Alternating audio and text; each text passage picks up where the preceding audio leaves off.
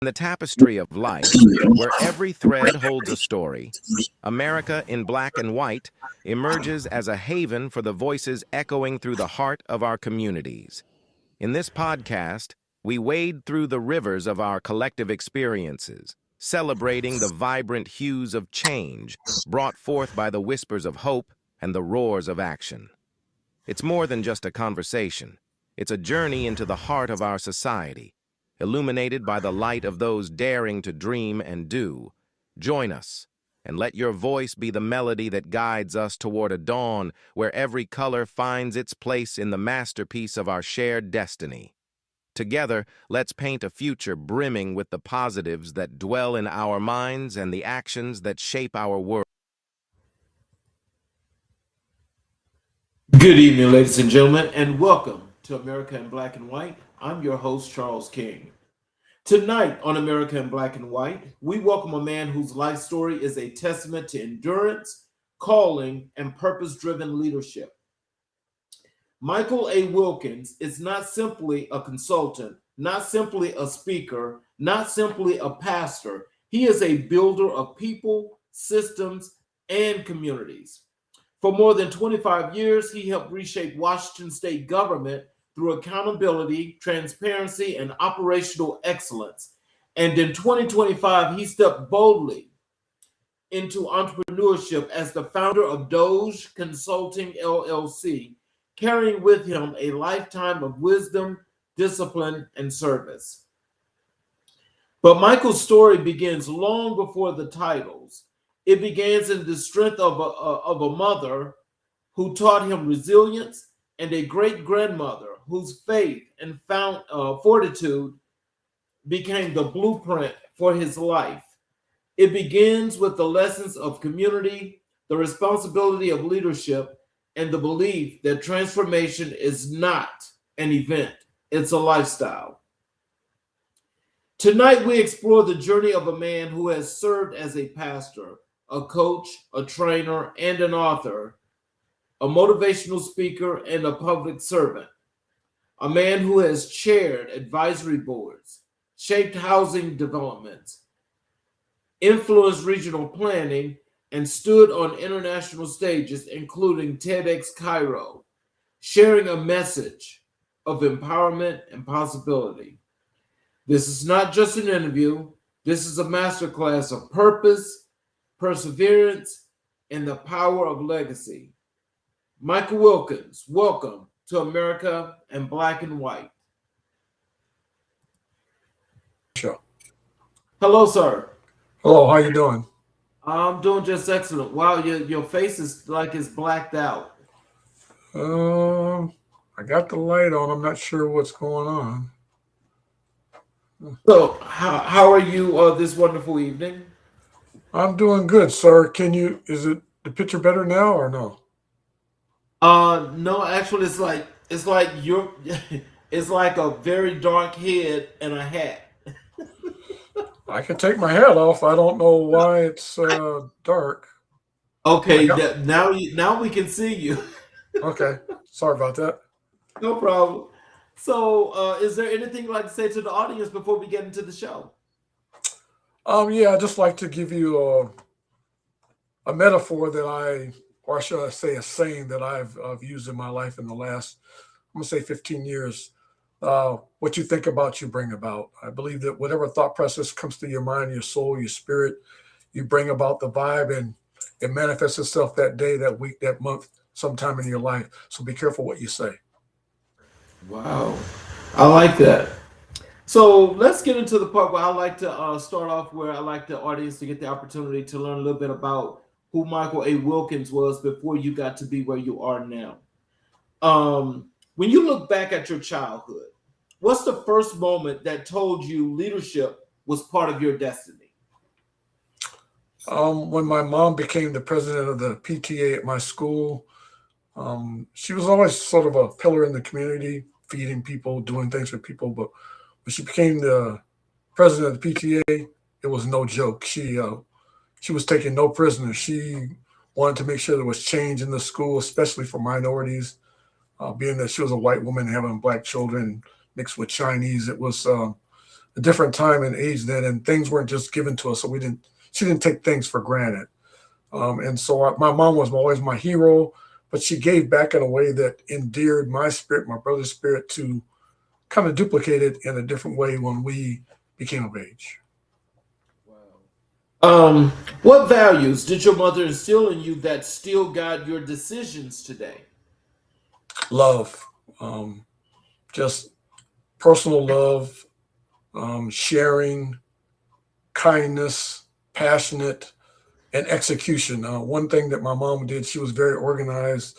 She made sure that if she had something on her agenda or something she was going to do, that she executed it with excellence, meaning that she did things in pods, or I'm going to call it maybe silos. And when she finished one thing, she went on to the next. But she always executed whatever she put out for that day. And so that taught me some discipline about working within time frames.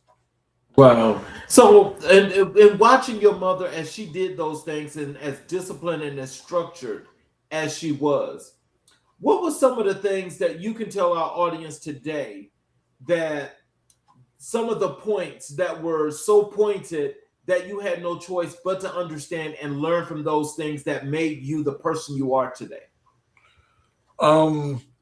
She had this thing about time, because I think a lot of us waste time. So, at certain time I had to be up, had to have my bed made, had to be on the way to school.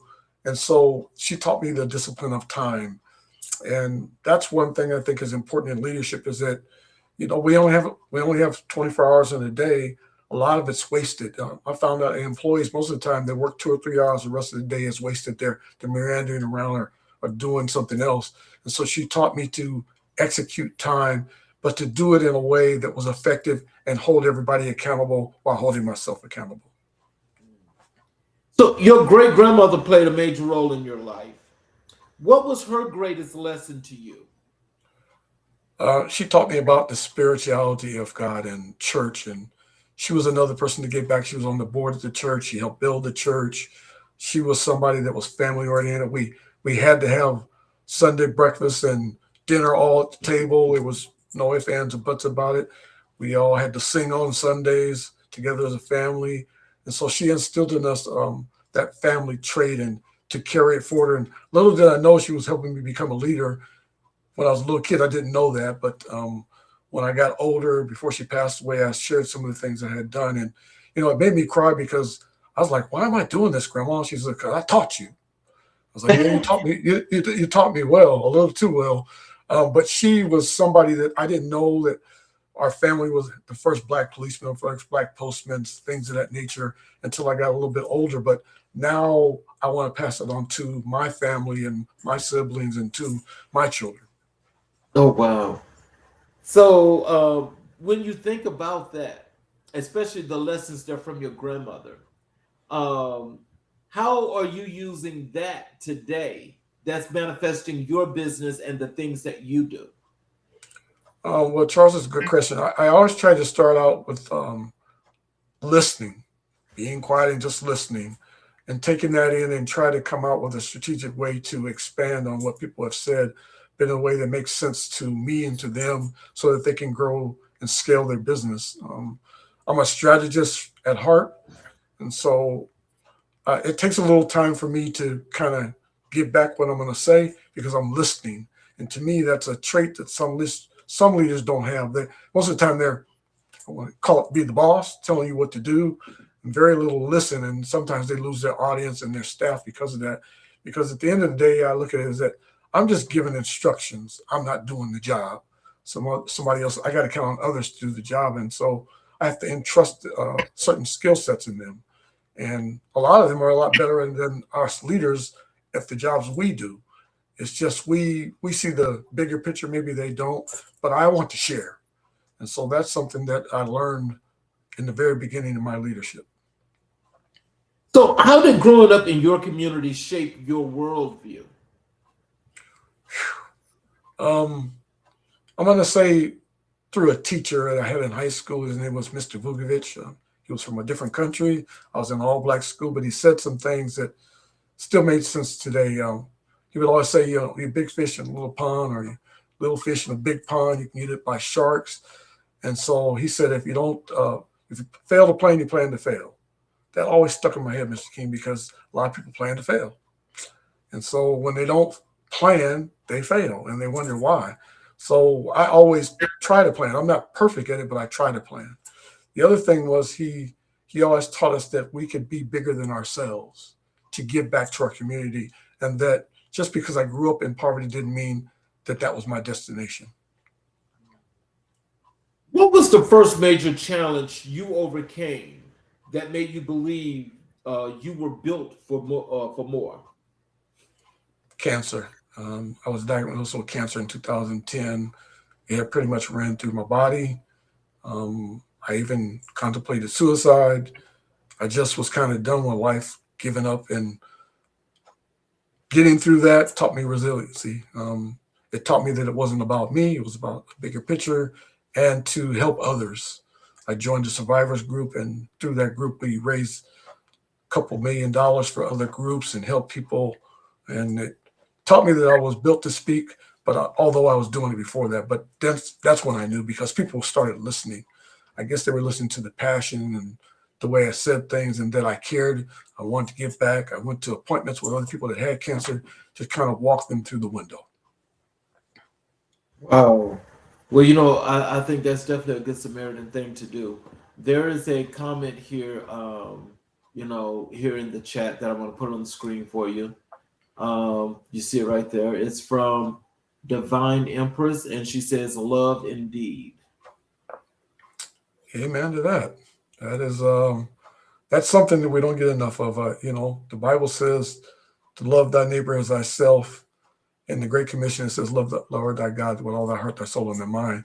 But I think that we listen to the A part, not the B part. Love thy neighbor as thyself. You got to love yourself first before you can love your neighbor, before you can love your neighbor. And I love me, but I also love others. I think I'm not on this earth by myself. I'm not an item in the land of Patmos by myself. I have to share with others, and we might as well do it together.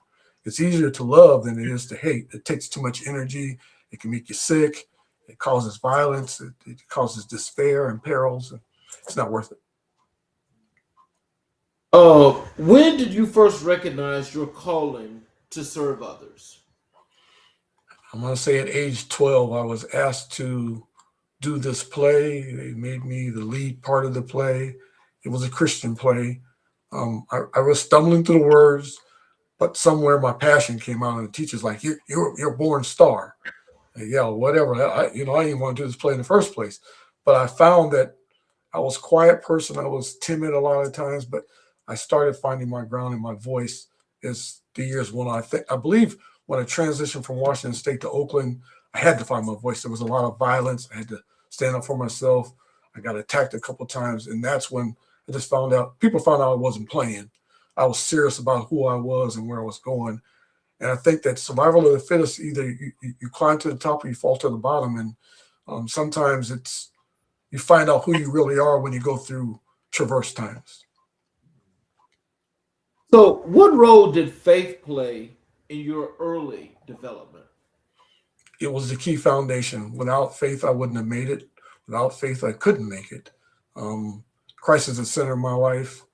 I went through some hard times, made some mistakes, did some things I shouldn't have, but every time I went through some peril, Charles, I found my way back through Christ. I remember when I was in the military, I lost a good friend.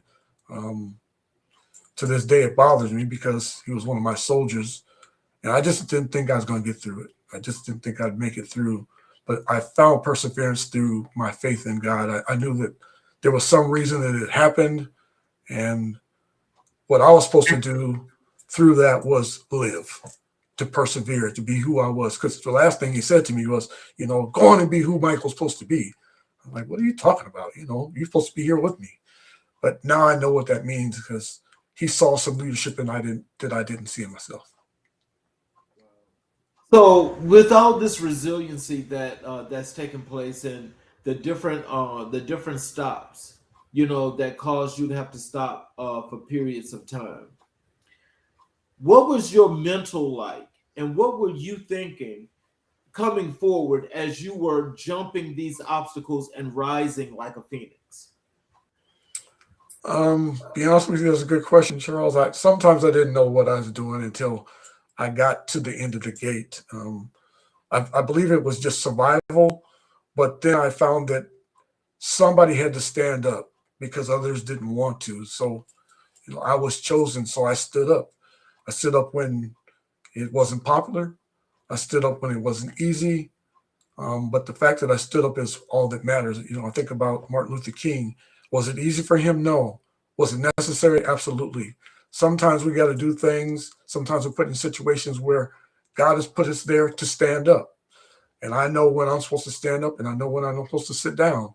And at those points, I stood up. And I didn't stand by myself. I stood on pillars of others. And that's why I'm giving back now. So, who were the early mentors who helped shape your path? Um, Again, my mother, my grandmother, also this man I met that I got a scholarship from. I can't remember his name, but he instilled a lot of knowledge in me. He said, you're better than that. You can go further than that. He pushed me. And I always wondered why. I was like, why are you pushing me? He said, Michael, you were built for this. Don't give up on yourself. And I was like, okay, but I don't have a father in my life. He said, well, you got God. And that was the key. You got God. That's your father. And so I had a stepfather that stepped in my life when I was 16, and he helped reared me. And he kind of echoed the same sentiment. Michael, you can be better than that. When he saw me make mistakes, he would, turn me around and point me in the right direction and say certain things that instilled faith in me. And I thought, wow, why is he saying this to me? He ain't my dad. Having that, that little rubber band reflection. And after a while, I had to go back to him and say, I love you. Thank you for what you've done. Because without him, I couldn't have been who I am today. Wow. So, with his rearing and with his help, did it? Tell us, how did that shape you? As a young man growing into adulthood to be your own man. How did that shape you? It shaped me because for somebody that didn't help birth me, didn't give the seed to my mom, to have that kind of indelible love felt special because my father wasn't in my life. He came back, when I got a little bit older. But for somebody to do that, it just seemed a little bit odd. But every time he said something or showed me a way, I found that he was never wrong. He knew some things that I didn't know, but he always supported me. And he always, if I made a mistake, it'd be like it wasn't the end of the world. Sometimes when you make mistakes, you think your parents say, go on about your business, I'm done with you. He never said that to me. And that stuck with me. And that felt like God, right there in my presence. He did say to me one time, you're going to be on the big stage. You're going to be a motivational speaker. And I was like, yeah, you're out of your mind. That's not going to happen. Not me. No way. But here I am today. And so, I had to eat a little bit of crow, and I had to thank him for allowing me to get through that pathway, but seeing me through it as well. So, what is one childhood memory that still fuels your purpose? One childhood memory that still fuels my purpose is a family trip that my brother and my mother and I took to California. It disrupted our life, Mr. King, because we lived in Washington our whole life. That's all we knew. When we went to California, we stopped in Richmond to look with our cousin. And, all we wanted to see was the flashing lights of San Francisco, the big buildings. Little did I know that wouldn't transpire immediately. But when we got to Richmond, we got a wake-up call. And that wake-up call was about our culture and who we were as people, as men, and as boys. And I'm thanking God that we got to go through some trying times there. The first day we got there, we were shot at. We saw some gang fights. We had never encountered that in Washington. And so we had to grow up fast. But what I found is that we didn't have to respond the same way they were reacting to their environment. That was just something that's what they knew, but it wasn't who they were. And so our cousins and I, we made a pact that, we wouldn't do that. We would try to be men in the home, provide for our family. So the first summer we were there, we had to go to camp. We had to work hard. And we brought all this food home, and it showed me something that I had never encountered before that we could persevere. So, how did your upbringing prepare you for the work you do today? It gave me the concrete foundation to understand that there are steps to progressiveness. One, you got to have a firm foundation, and that's my faith. Second of all, you got to have accountability. Otherwise, you can't accomplish anything. Somebody's got to be held accountable. And thirdly, you got to know that you're going to make an impact, either negative or positive. And you got to make sure that it's positive if you want to create an environment that you can come back to that's endearing. And so those three pillars in my life have meant a lot because they came from the foundation of my family. Let's transition over to your work as an author. What inspired you to begin writing? My bout with cancer, the fact that I made it, the fact that my medical team saw something in me that I didn't see in myself. They asked me some questions and they asked me to do something, Charles, that I wasn't willing to do, nor was I gonna do. But after I prayed about it and submitted, I did. They asked me to talk to other patients and to other medical teams. I'm like, you guys must be crazy. You know, some of the information you're giving out is not sincere. It's not in good faith. Why would you want me to talk? It's because I was smiling all the time. And I figured, what was the alternative? I had to be positive all the time. I figured, what was the alternative? And so I said okay after once. I didn't realize the impact that it had on some of the patients, some who are not alive today, but nevertheless, it did have an impact.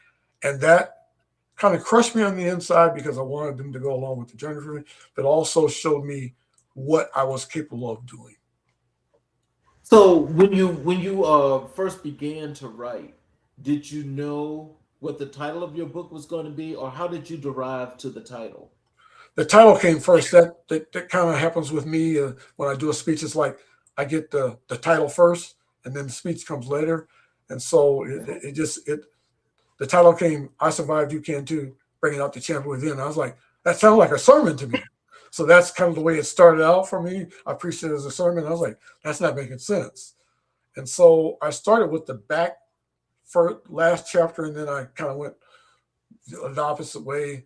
I started putting pieces together, but I also did some due diligence and found information that was very, very powerful. And a lot of it was about our food source. And, you know, not to belabor the point, but a lot of the reason that people are sick with some of the diseases we have is because of our food source.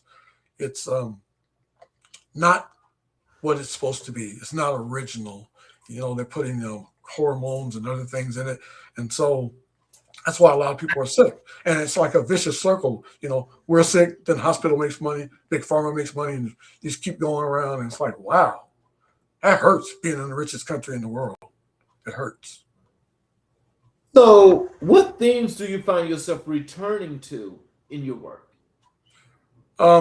Giving back, community, advocacy, on boards again, basically just because sometimes my experience allows me to give information to people in a way that maybe they didn't see it or it wasn't transparent at the time. So I'll give you an example. I ended up on a board, on a transit board in ADA, which is, you know, for disabled people. I really didn't know what I was doing, Charles, but being on the committee opened my eyes, and I saw some things, and I just helped them with some signage. And so I'll just kind of close the story with this. I went to a track site where we were about to have a stop. And I saw 15 different signs from 15 different agencies, all saying different things, going different directions. And I was like, wow, I can see, I can walk, I can touch, I can sense, and I'm confused. So could you imagine with somebody that can't see or hear? And so I said, like, you guys need to all get rid of those signs and maybe just have one, not thinking the committee would listen. And so they all said, okay, we'll put one sign. Well, we saved 2 lives in the first 2 weeks. Because we had some people crossing over the railroad tracks that could not see in directions they were not supposed to be going. I was like, wow, I didn't know that would work. But I just figured outside the box. That's all I was doing. Was that intentional? For me, it is. because Well, I'm talking about all those signs, all them signs. Was that intentional? I'm gonna say it's more political. It's more political. What I found working with government is that they don't communicate with one another when there are different factions for various reasons. Because too many chiefs, not enough Indians is the kind of terminology I would use. So, how does your writing reflect your personal journey? Through the obstacles I had to overcome. So in the book, it talks about some of the relationships that I failed at, some of the jobs that I didn't do well or excel at. It was because of my mindset. My mindset was always living in the past. Why did I have to grow poor? Why did I have to grow? That woe is me. And I found out that, what? God had me right where he wanted me. He had me where he needed me. And so I had to say, thank God, and just turn it around and make it positive. What message do you hope readers carry with them after reading your work? That it inspires them and gives them hope, and also gives them a reflection that we all are built on something to give back. We're not here for ourselves, we're here for others. Otherwise, why would we have relationships? So, give back. It helps expand who you are. It helps relieve a lot of what's inside, and you find out you become a better person because of it. So when you when you did write your book and you released it, how was it? How was it when your book first came out, and how is it doing now? And what are some of what's some of the feedback that you're getting back from your audience or from your fans that are reading your work? I will start by saying this: when you write a book, make sure you read it yourself. I found a lot of misspellings from the publisher, so I had to republish it and do it again. Second of all, I wanted to do a book launch. It never happened because I got sick again. But I found that when I started having speaking engagements, I'd take my books with them and sell out. Every time I just sell out. And so the book hasn't done what I wanted to do, but it has reached the people I wanted it to reach. It's in a segment about spirituality, and sometimes those books don't sell as well as thrillers and novels and other things. But it has done what it's supposed to do. I'm in the second book of writing, and I'm going to go about a little bit different. But I believe that the intent has been met. How do you balance storytelling with teaching? To me, storytelling is teaching. I just believe that you have to do it in a way that's relevant, in a way that's passionate, in a way that the audience understands why you're saying what you're saying. For example, when I was talking to people about my illness, there's a lot of people in the room that are already themselves ill. And so I'd ask them how they deal with their day-to-day routine and what I did, how I went through my day. And it helped a lot of people that, I tell them, hey, first thing I do when I get up in the morning is I pray and give thanks to God for another day. Second of all, I think about some positive affirmation to get me through the day, to propel me, to perpetuate me. That's how I keep myself focused on the day's reality. That's not to say negative things aren't going to happen, but are they happening for me or happening to me? That's $1 million question. What authors have influenced your voice? Wow. I'm going to say one of them, she passed away not too long ago. I can't even remember her name right now. But she was a poet. She was in a lot of movies. She talked about Harriet Tubman and some other people. Martin Luther King, another person. But one of the people that have inspired me the most is this person that wrote a book about the country that they came from. And her name was Carletta King. She talked about her life in Africa, and I read the book. I can't remember the title of the book right now, so forgive me. But I went to Kenya, and I went to some villages and met this person that wrote this book. And I looked at the circumstances that she had to deal with walking with no shoes, hundreds of miles just to get food, come back to mud floors and house with just, bare minimum, and smiling through it all. I thought, wow, what an inspiration. I got a house with wood floors and I got a toilet with this and that, and I'm complaining. And I got plenty of food and throwing it away. I just learned a good lesson from her. And to this day, I give her thanks because she taught me the biggest lesson, Mr. King, was when we went to dinner. I ordered too much and threw some away, and they cleared the table and left me by myself. I was like, whoa, what happened? What did I do? And they said, we don't throw food away here. And that was the first lesson I learned. The humility is that we take a lot for granted. So I don't take things for granted anymore. They're too precious.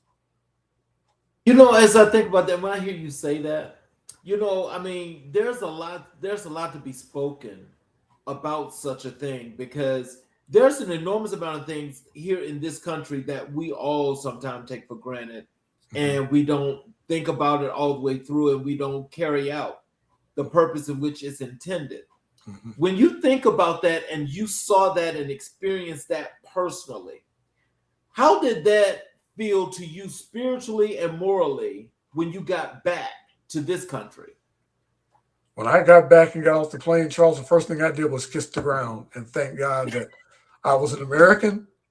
But I said to myself, I need to get back. So I sent some things over there, which, we won't talk about it, because a lot of them don't have shoes. And to see them walking hundreds of miles with no shoes, I felt guilty because I had like 20 or 30 pairs of shoes. I was like, I don't need that many pairs of shoes.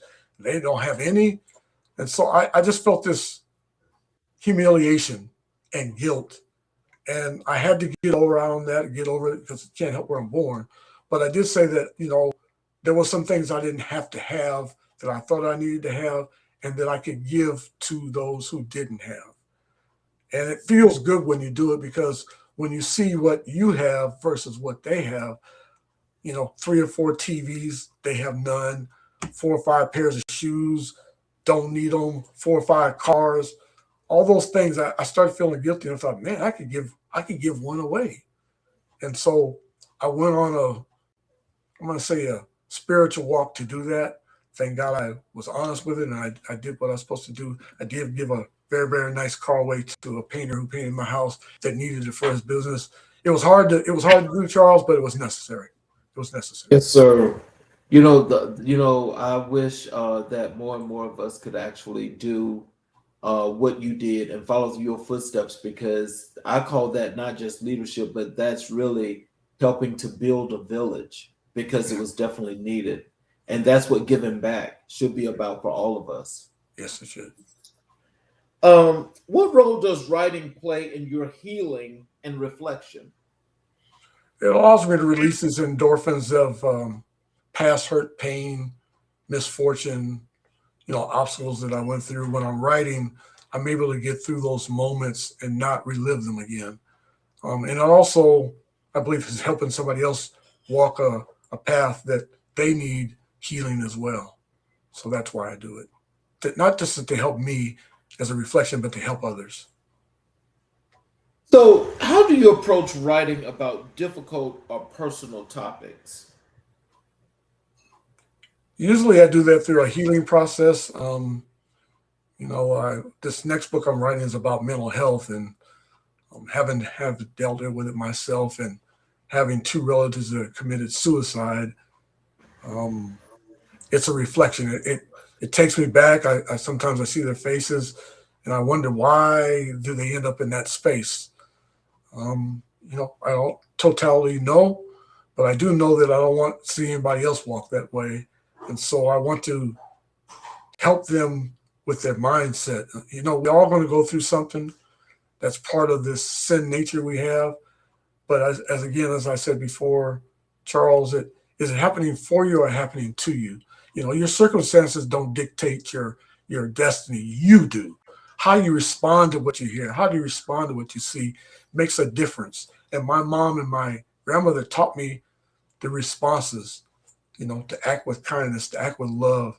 And that has helped me through. That doesn't mean that I don't get a little crazy sometimes. I'm human. Sometimes I want to knock folk out, but I know that the end result is they're probably going to want to do the same. So how are we resolving that? We're not. And so I just have to think with kindness. And I believe that love always wins. What's the most powerful feedback you've received from a reader? You helped me. Wow. When somebody says you helped me, wow, it makes me cry. And so I'm like, wow, that really touched you like that? Yeah.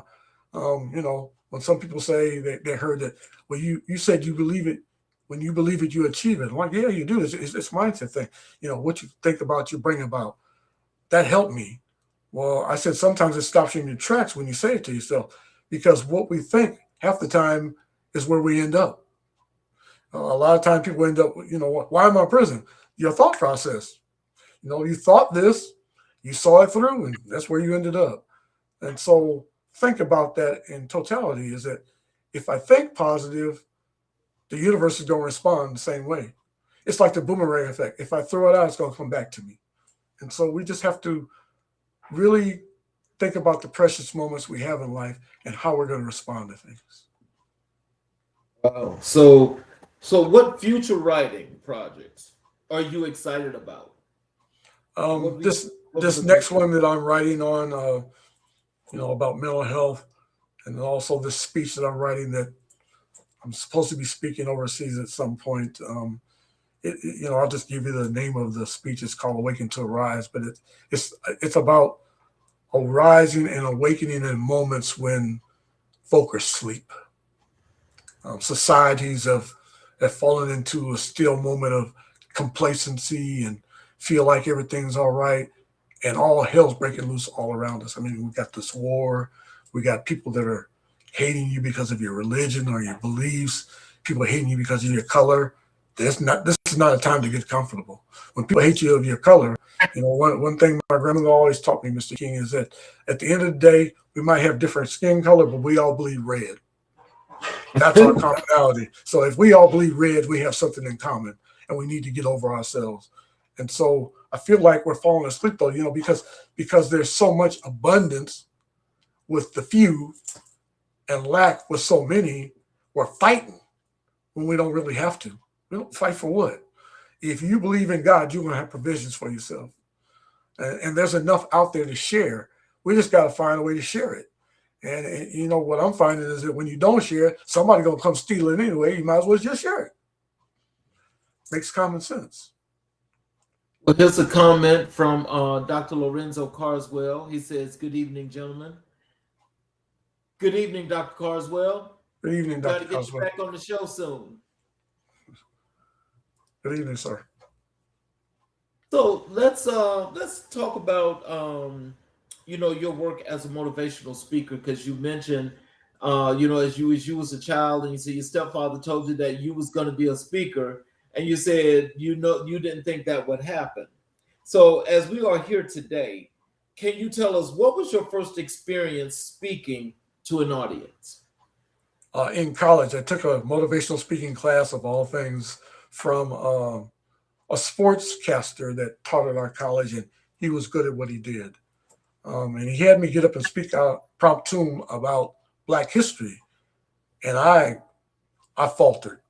But then I just got it all together, and I started speaking about my mom, and I got this standing ovation. I was like, "What is this going on here?"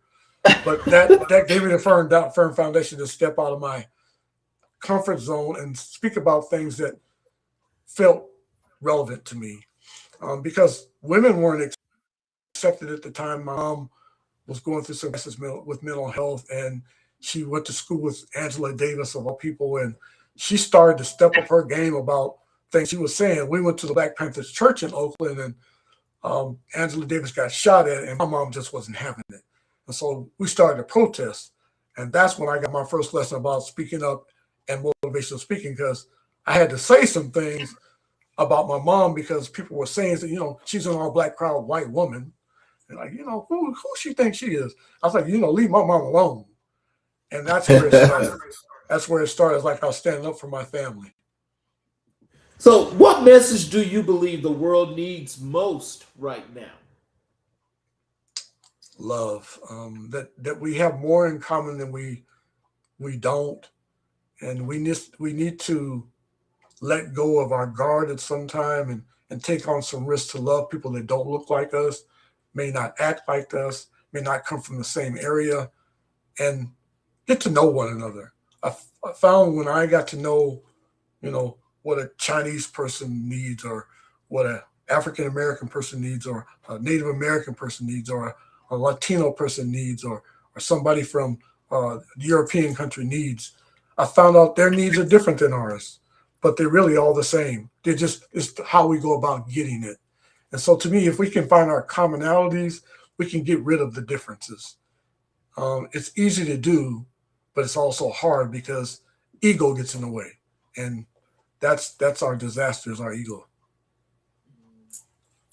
As you mentioned that and you talk about ego, it kind of reminds me, of a situation when I was, in one of my classes in college.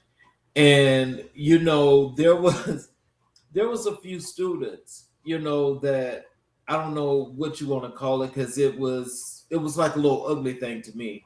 But, in not wanting to be combative or whatever have you, there were a lot of people that was like turned off about that, because it's like, oh, it's all about me. Mm-hmm. When you are doing your speeches, have you ever done a speech, pertaining to people that have that little super ego thing about the entitlement thing? Have you ever done a speech like that? I did. I did a speech on leadership and leading from the bottom to the top. Woo! I got ripped up by some leaders. They didn't like it. And, who are you to despise? And I said at the end of the day, do those people down there do their job? Are you doing it? No. Then you need to listen. It was humbling, but at the same time, I was ready to fight, because I was one of those people on the bottom. And when I got to the top, I didn't forget. And Right. I believe that the problem we have is that a lot of people that are picked for leadership today is based on their algorithm or their pedigree. Charles, that is so wrong. Sometimes they can't. All levels. Some people they can't. Sometimes they can't lead people to the bathroom. And I'm thinking, wow, what have you done in the past to prove you're a leader? Sometimes that's all we need. And so I'm not saying that going to school's a bad thing. I'm not saying, coming from an Ivy League background is a bad thing. I'm not saying making a lot of money is a bad thing. But are you listening to your audience? One thing that I learned from a CEO at the bank that I work is that he came and sat with us all a day to find out what it was like to do our job. And he says, I didn't know you guys had to do this. I didn't know how many loans you had to turn down. I didn't know. He changed his whole perspective on the bank, and we made a 180 turnaround in our profit margin just because he spent a day with us. How many leaders spend a day with the people that are down on the line? Well, see, that's I know that this is another subject, but I just want to say this one last thing and get your opinion. Okay. Is that, those particular leaders, they display that same entitlement that I was mentioning and asking you that previous question. Mm-hmm. But when you talk about these schools, like these Ivy League schools and so forth, that actually have that same ego and that same entitlement, because they feel like they are so superior, and America has made them feel that way. Yeah. But are those graduate, or are those degrees really worth anything when you can go to a school like Harvard and you're not going to fail? You're saying something very important, Charles. So I'm going to say this way. I went to school with somebody, and I'll say the name after I get done with the story, who was a famous baseball player. And I had to take his English test for him. See? That told me a lot right there. I had to take his English test. So I know that a lot of these people, certain academics, they get passed through because of their name, their family's name, entitlement. And that's why they can't make it, because they're not living on their own accomplishments. And so I'll tell you the person's name, and he's no longer alive, but I cried when I had to take his test because I knew where he was going. His name was Ricky Henderson. This boy was oh my God. Possession. And Yes, when the teacher told me, I stuck my middle finger. I'm not taking this test. Let him live on his own. He's going to be a baseball player. He don't need to know his name to cash the check. He went back to school. He learned, but I felt bad for him because the reason that he didn't have a lot of money in the beginning is because he didn't know who he was. He knew what he could do, but he didn't know who he was. And people took advantage of it. And that's unfortunate because a lot of our black athletes, they've been taken advantage of because of that. They don't know who they are. And so when you don't look at your own paycheck, you don't know how to count. Come on now. We're not going to do it that way. We're not going to do it that way no more. Oh, you know what? That's a whole nother show, and we definitely going to have to talk about that because there's so many of them that could be called out. I don't want to do that, but that's a whole nother show because that's all about principle right there. Yeah. How do you prepare mentally before stepping on stage? One of the things I always do, just as a mental checkout for myself, I always go and check out the facility or the venue. I just do. It helps me zone out. I always get places early and I pray. So I'm going to call it meditation. But I take 15 to 20 minutes just to meditate on the effect that I want to have. And then I see myself doing it even before I speak a word. It's like I manifest something before it happens. And so that's kind of how I prepare mentally. Like when I went to Egypt, most of the people there that are listening in the audience, they're speaking Arabic. I'm speaking English, no Arabic at all. I didn't think I'd have any effect. I got a standing ovation. I'm like, wow. Well, it's not necessarily the words I'm saying. It's the way I'm saying them, the way they come out, the passion that comes with it, the way I move around the stage and focus on certain points. They get it. And so to me, you should be focused, laser focused, but you also not take the venue for granted. We got some comments here from Dr. Carswell, and you're more than welcome to respond to these. Sure. The first one here, I'll put it on the screen. He says, great influence by Black women. We have to be aware of gender bias and come together to make things happen. Great story, and he appreciated you sharing. And I'm assuming that this is where you're getting into the part about Ricky Henderson. Yes. I don't want people to believe that I'm belittling his name because I'm not. He was like a honor badge for me because I got to meet him later on in life. Not that I told him that I helped take this test or anything, but when I saw the growth in him and I saw the family values that he had, it changed my whole perspective because, to be honest with you, I was angry with him. I didn't know why. Maybe because I knew he was going to make it and I didn't think I was.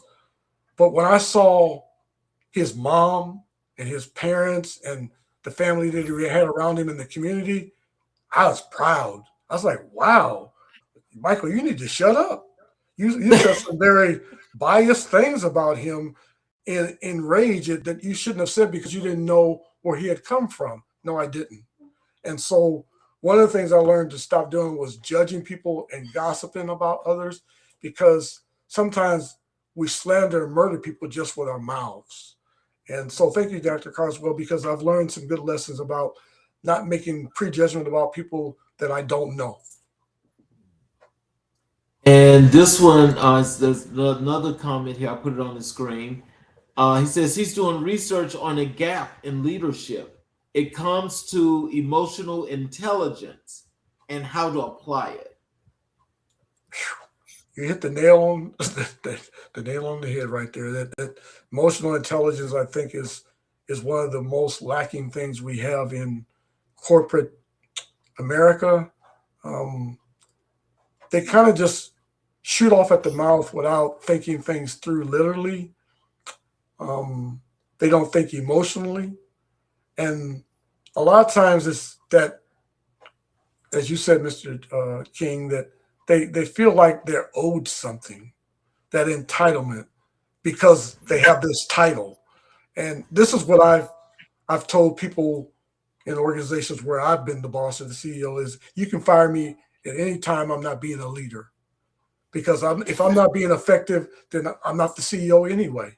Right. How many of them are going to come and say that? How many of them really believe that they need to be put on notice when they're out of character? And they won't do it. Most of them won't do it because the shareholders won't allow it. Well, you should, because if I'm a shareholder, I'm going to vote against it.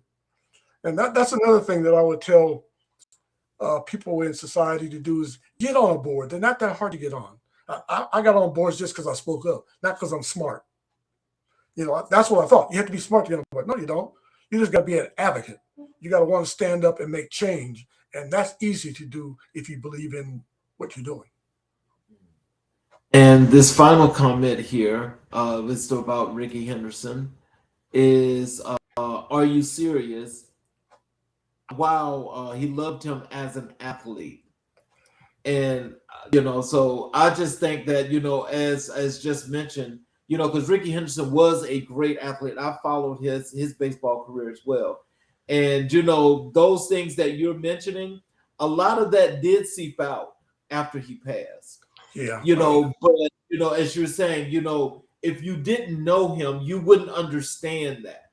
And I think that's the whole point about that. Yeah. Well, I'm glad that people recognize the space that I was speaking in, but I have to tell you this story, Mr. King, Mr. Carswell, and others that are on the podcast. I didn't know my grandson's a star baseball player in the Richmond area of California. And guess who showed up at one of his games to give his endorsement? Ricky Henderson. Oh, wow. Yeah, my grandson's grandfather on the other side somehow knew him because of his prominence in the area, and he came to the game and signed something. When I saw the picture, I cried again. I was like, wow, he's really giving back in a big way. Not just because it was my grandson, because of the area. It's not a privileged area to play baseball in. I thought, wow, there you go, Ricky. Thank you. Thank you for who you are. And again, I'm sorry for the things I said in the past, but thank you for being bigger than me. Wow. What was the moment you realized your voice had an impact? When I really feel like I've done a couple speeches while in government. When I went to Egypt, and I was the last person to speak in the TEDx International that night. It was late at night, Charles. It was like 10 o'clock. I'm ready to go home. I'm ready to eat. And they called me up. And I'm like, I gotta hit it out the park. And when I got up, I paused for a moment. I was kind of real praying. And the first word out of my mouth was, "You need to hear this." And, people stood up. And when I got done, I saw people clapping and standing up and running towards me. That's when I knew my impact. I was like, wow, they understood what I was saying, and I'm not speaking their language. That's when I knew my impact. So how did TEDx Cairo change your perspective on global influence? Culture. I learned, number one, about my own culture, being Black, being African American, about some of our roots. But it's when I got in front of the pyramids, Mr. King, that my whole perspective about life changed. Because I kept looking, I was like, how did they build those? 3,000 years ago, how did they get those right angles? And how? And it's still there today. And I thought to myself, they had to know some stuff we didn't know, but they had to have God with them. And so I vowed to God to that day that I wouldn't look at things the way that I did before with my own eyes. I would look at them spiritually. And that changed my perspective, because when I came home, I had a little bit more respect for the things that I had, my home, my relatives, my family, everything just changed. I thought, wow, I've been taking a lot for granted. And there's some people over there, they ain't got nothing. And so that really changed my perspective. And I'm so thankful for my coach to allow me to come over there, say what I had to say, and for the experience I had with the people around there. I want to do a little emphasis on that, because you said something that and even when we talked, is that when you mention culture and you think about that, and this is being mild, I just think that when you have something like that, and we know from how many centuries ago that was, that not only was that an innate knowledge, those were original creations that couldn't be stolen like other things, or duplicated. Let me put it that way. Couldn't be duplicated like other things. But in the process of not being able to duplicate that, and still studying it today and can never get those figures correct. It signifies to me that I just think that the technical age was before our knowing, but these people already had this knowledge and was doing it already. And so I think they did something that's actually a standing of time, but you know, the historical context will never put it in that way of giving these people credit for being the originals of what they built. You're so right, Mr. King. But they don't have any other way to put it. It's still there. They can't deny it. They have to acknowledge it. You know, I'll tell you this: that if people, I would say go if you can go. But when you look at the Sphinx, they tried to blow it up. That's why one of the eyes is gone. Didn't work. Still there. Right. I won't say what countries have tried to steal some of the artifacts, but you can read about that in the news. They had to bring it back because they don't understand it. So that tells you that God inspired them to do something that just can't be done. You know, people have tried to climb the pyramids. They stole some of the copper that was on top, but they never stay for long. They always come back, oh, you know, how'd they get it up there? Well, you know, science, math. They had technology that stood the test of time. So this technology, like you said, it's been around forever. And to me, you know, we work in time, but God doesn't. God doesn't work in time. And so, you know, enough said about that. He gonna do things the way he want, and we have to receive them. Well, we know who the mathematicians were. There you go. It was black people. It was black people. Here's another comment here. Right, sir. Use our voice. Our ancestors suffered for our rights. Great talk, Mr. Wilkins. Yeah, let's never forget. Thank you for that comment. Let's never forget the people that set the precedents. You know, that suffered for what we take as just common today. The Martin Luther Kings. You know, those people that put their life on the line. You know, yeah. I think about Jesse Jackson, who just passed recently, and Andrew Young, and some of these other people, Angela Davis, and some of those folk. They way ahead of their time, And the fact that we just take it as common that we can go and vote, they're trying to take that away right now. Exactly. And so don't take it as, you know, a grain of salt. Be humble. Go vote. That was one of the first things that I learned in high school, Mr. King, was to go exercise my right to vote. And I've been doing it ever since, and I'm not going to stop. And, you know, who I vote for is my business. But and so I tell people, don't take that for granted, because it's something you need to do. And then if you don't vote, don't complain about the outcome. Well, you have to remember, we were taught civics. They took that away. Yeah. This is true. What's the most memorable audience reaction you've ever received? A standing ovation, but also I had somebody come up and, you know, standing ovation is something that a lot of motivational speakers seek. And so when you get one, you kind of know if you're going to get it or not.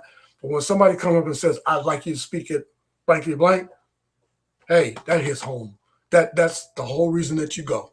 And so when I left Paris this past March, and I got home, and you know, I got these calls from these people. I'd like you to come speak at this. And I'm like, really? You know, about what?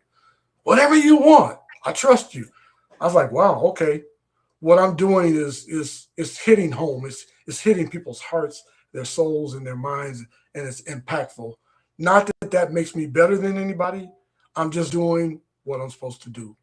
I'm living my creed.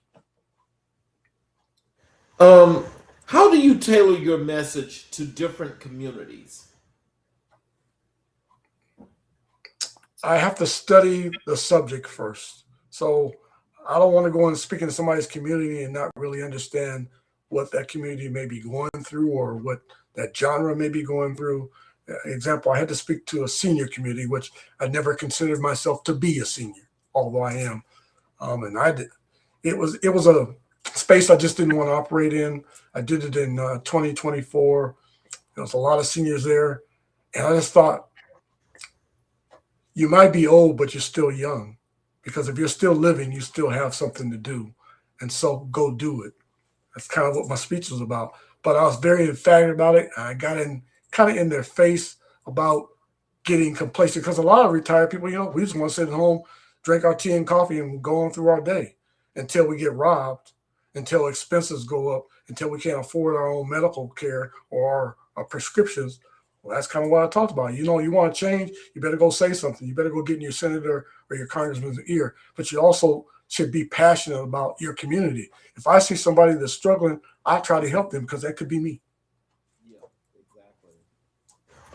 What topics are closest to your heart when speaking? Spirituality, forgiving, faith, inspiration, and most of all, advocacy. Those advocacy is the biggest one for me, because some people don't have a voice. There's no way for them to communicate the thing they want to say, and so we have to be their voice. And so I've chosen to be that voice within reason. I'm not the only one, but I'm going to study the subject as well. I'm going to make sure that I'm sharp on what I'm talking about, and that whatever I'm going to say is going to pierce somebody's heart, that they respond in a like-kind way. What do you want people to feel after hearing you speak? Inspired, hopeful, feeling like they can make a difference, that they can go home and make change just like I did. We can all do it. As I said before, we're all here for a purpose, and we have to find what our purpose is. Some people want to sit on the bench and just watch the game be played until they have to play the game. Well, let's stop playing the game and get in the game. So how do you stay inspired as a speaker? Because I know that's got to be a lot. By listening to other speakers, my pastor, being around influential people in my community. I go to a lot of different events, and I'm a sponge. So listening to them inspires me. That's how I got. The first person that ever inspired me to want to speak was Martin Luther King, when he gave his I Dream a speech. I started regurgitating it myself, and I got up and started preaching it. And I thought, wow, I want to do that. But I wanted to do it. I wanted to do it back then for fame. Now I want to do it for impact. Totally different. So let's transition down to your work as a pastor and faith leader, because you mentioned so much about your spirituality and what it means to you. Can you tell us what led you to become an ordained pastor? That was a battle with God. I ended up in a church where my family was oriented with, my dad's side of the family, just attending. And one day they asked me to talk about a subject for Martin Luther King's birthday. I'm like, okay, I can do this. I've done that before. And so I got up and gave a speech, Wake Up America, We're Not Free Yet. And overwhelming response. Number one, because of the subject matter, and they said, where'd you get that from? I said, well, I spoke about it several years ago. It's just been something in my head. You're a good speaker. You're meant to be a pastor. I'm like, no, I ain't. I just want to get up and speak today. But I went home guilt-ridden, because I was like, people don't just say that to be saying it. And 3 people said it to me, which is divine. And so I was like, God, what do you really want from me? Be careful what you ask God for, because he sat me down and told me about myself. And that's when I just gave in and said, okay, put me in training. Next thing I know, I was in charge of Sunday school, superintendent, in charge of this, in charge of that, finances. And it just became natural for me. So when I got up to speak, it was just something natural, but I also wanted to share the stage with others, especially women, because I felt like some of them had passion that was being bottled up. And so that's kind of how I got started. So how does ministry influence your leadership style? Mostly with integrity and trust, because to me, if you're going to be a pastor or you're going to be a person of faith, you got to have some integrity and some trust. So I try to be a man of my bond. If I say I'm going to do something, do it, because you lose a lot of people right there. You say, hey, I'll be at church at 9 o'clock and then they're 10:15. You ain't no pastor to them. And so be the Jesus they want to see, because we have to be a reflection of him. And so I try to set myself in a foundation of humility, first of all. I'm a man first. I'm a pastor second. And I may make some mistakes, but don't take it personal and hold me accountable. But I always want to be transparent about what I'm trying to do. So if I say I'm going to do something, do it. I think one of the things I'm finding is perspective that people are bent on in church now is accountability with money.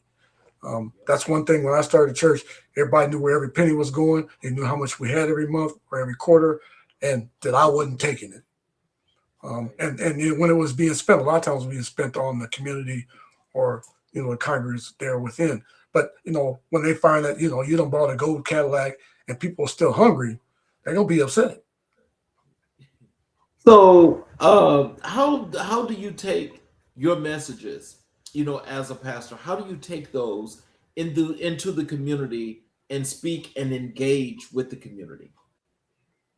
Usually my message is about something that, we're going through now, but has relevance in the Bible in the past. And so I'll just give you a particular scripture that is a favorite of mine. It's a book of Luke, the 15th chapter, verses 11 through 32, which is about the prodigal son. I feel like a lot of us men are prodigal sons.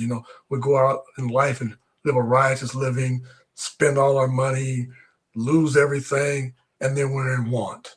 And we want to come back home, but we're too ashamed to come back home. We're carrying our tail behind us, and we don't want to admit that we've made some mistakes. And the father's just waiting with his arms open, like, come back home. And so I had to go through that. I had to come back home one time, and after I'd done some things wrong. And I remember my mom saying, whatever made you think that the door wasn't going to be open? And when she said that, I was like, because of what you said when I left. But, sometimes they say things they don't really mean. And so I feel like a lot of us, we just don't know how to admit that we've made a mistake and come back home. And it's easy to do as long as you just say, hey, I'm human. Life is life. Just, don't try to repeat the mistake. Learn from it. Build on it. Well, you know how them egos are now. Some of them are bulletproof, Mr. King. Some of them are bulletproof. You can't get through some of these hard heads. But let me tell you somebody, God can. When he gets you down in that gutter and you ain't got nothing else but some slop to eat, you'll wake up. You'll wake up. You'll be like, I'm in a pigsty and I'm in the feces and I ain't got, that's where I'm at. I want to go home now. You'd be like, come on, but you got to change your perspective in the way you're going to respond to things and listen. And, I think for me, I'm going to speak for me, not all men, but some of us have a problem with listening because of the way culture cultivates us, man. We're meant to be strong physically, but emotionally we're shut down. Yes. Open up. That's where you can grow. When you open your emotions, you can grow physically. And so to me, we have to be more responsive to our emotions and our feelings. Not that they matter very much, but we have them. So what role does compassion play in your work? It's the most important thing. It's critical. If you don't have any passion, how can you be empathy? How can you have any empathy if you don't care about what you're saying or you're doing and how you touch people? So to me, it's critical. That's got to be the foundation of all of it. So how do you balance spiritual leadership with professional leadership? It's got to be the pinnacle of my professionalship. I can't go into my professional life without my spirituality because I'll lose my way. So I'll give you an example. When I first got promoted as a leader in the government, I wanted to stick up my spear and cut some heads off and walk forward and tell everybody who I was. And I found that just wasn't going to be effective. And so what I did instead was showed how much I cared about the staff, and they responded in like. I had to learn, some of their jobs, but I found, I'd ask people like, what's important to you? And they tell me, I write that down. So I created this luncheon one time for all my staff who happen to all be women, where I honored each of them. They didn't even know what I was honoring them for, for crushing this statistic or crushing that statistic. And the next week, they did even better. And they asked, well, why'd you do that? Because I need you. That's what I said. I need you. What do you mean you need me? I can't do this job without you. I'll fail. I'm nothing without you. And so when you surround yourself with people that know they're cared about, they usually respond in kind. So tell us, what's the most powerful testimony you've witnessed? The most powerful testimony I've witnessed. Sorry if I get emotional, but I had a cousin whose child was, I'm going to say, basically murdered in childcare. The childcare provider hit the child on the head at 4 or 5 months, caused a bruise on the brain and so on and so forth. The child lived a couple of months on, attachments and all that. And we had to take the child off all those attachments because the child wasn't really alive. And they laid the child in our arms. And it was not easy to go through with my cousin, but he had other children. And so when somebody stood up and said, what about your other children? That changed his life. That doesn't, he still had to go through his grief moment, but it made him become a better father to the children that still lived. They're like, you still got 4 other children that you need to be a father to. Don't shut down now. Don't shut down because he's not breathing anymore. Although we know he's gone, we're sorry. It hurts, but you got to live for these other 4 children. And I saw him change in a way that I never saw him change. And he inspired me to become a better father. Situations like that, especially some unfortunates that happens in some of these daycares with toddlers and babies. I guess it is unfortunate, but did they ever, as far as like for you and your family, did you guys want to make sure that these that they got qualified people to do this? Because there was spurts where that was happening a whole lot. Well, what's ironic, Mr. King, was I was overseeing childcare policy in the region where that happened, so I took it personal. But she was a personal childcare provider, not licensed, unlicensed, which was problematic in itself. She was going through the process, and my cousin left the child there out of desperation, even though he was told not to. He kind of did it out of desperation. So without blaming him for all that, we just walked through it. I said, you got to do your due diligence, even on family. You got to do background checks, but then you also got to make sure it feels good in the heart. Because like you said, that just because they're licensed doesn't make it all right. It happens there too. But right. We learned a good lesson. We did change some policies on the way we did child care licensing. So back then we were doing background checks on everybody annually. I got it changed to quarterly. So we started doing it because, if you commit a crime and you wait till the next annual, they might have committed 4 or 5 crimes by then. So we got it changed to every quarter. That costs a lot more money, but because of that death, they allowed it. So how do you help people navigate seasons of struggle? By being transparent about my own struggles. It's the only way I can help them. That I'd be lying and say if I didn't have my own struggles that we all don't have struggles. So I just try to be honest about my own struggles and, deal with it with humility and transparency.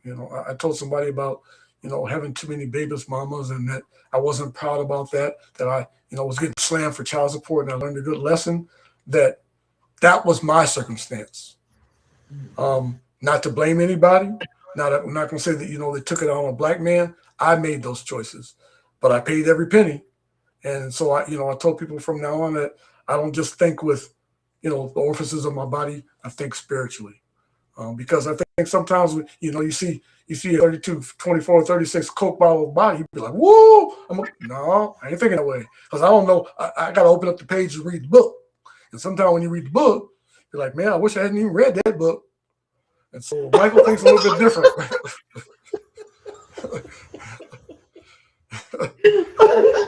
I'm sorry. That was funny, but that's good right there. I like it. Truth. What does faith mean to you in times of uncertainty? It's how I make my decisions in uncertainty. I'd say that we're going through that right now in the world with this war and uncertainty and lack of food source and natural resources. And if I don't fall on my background of faith, I'll give up, because I'll just go to the natural thing, the human thing, and what I see, and not what I know or what I feel or what I sense. The Bible says in Hebrews 11:1 that now faith is the substance of things hoped for, evidence of things not yet seen. I don't need to see it. I trust God, and I know that He will provide and He will prevail, and that's what gets me through the day. How do you integrate faith into your everyday decision making? Carefully. I put my faith as like the all-encompassing circle around all my decisions. Not that I won't make a decision sometimes without thinking through it spiritually, but at the end of the day, that's what answers it. Example, before I leave the house for the day, I always kind of ask God, which way do you want me to go? Because sometimes I want to go my own way. I want to take the scenic route. But He always kind of leads me through a certain path, and that path always gives me an answer because of what I see along the path. Somebody hungry, somebody in need, somebody reaching out for help. And I'm thinking, wow, I got more than I should have. And it leads me into the response of giving back. What is your prayer for the communities you serve?